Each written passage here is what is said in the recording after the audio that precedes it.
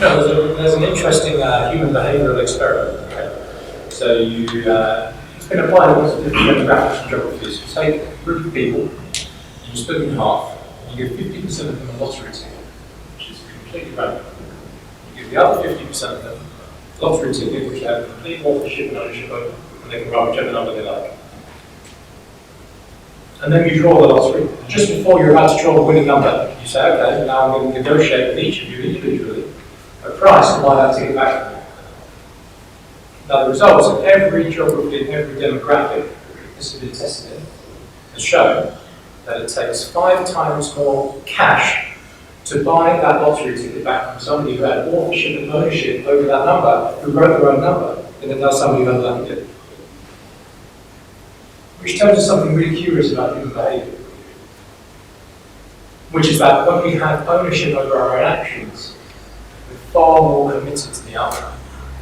And this is nuanced, this is interesting, this is unusual, this is complex. That's exactly what human behaviour is.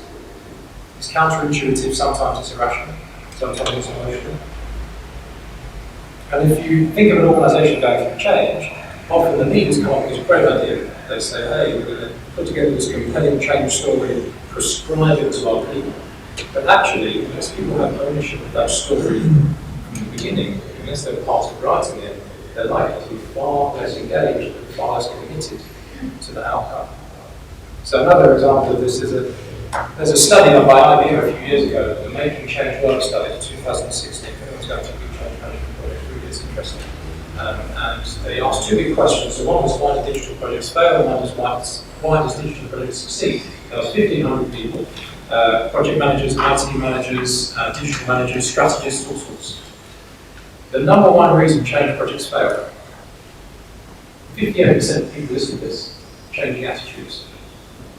The second reason digital projects fail, corporate culture, 49%.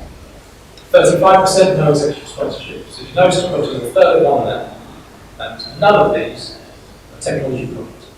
They're way down the list, at 12% and 8% are technology barriers and IT blockers. Then the same question is asked in reverse, which was why do projects succeed?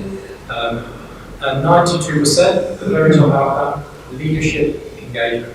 So what I'm saying there, sometimes these things are very nuanced.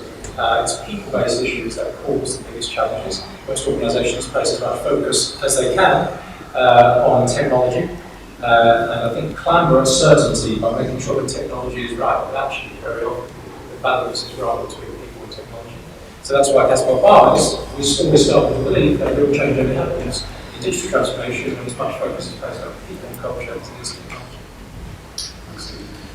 This was a likely bounce if that's okay on the culture point.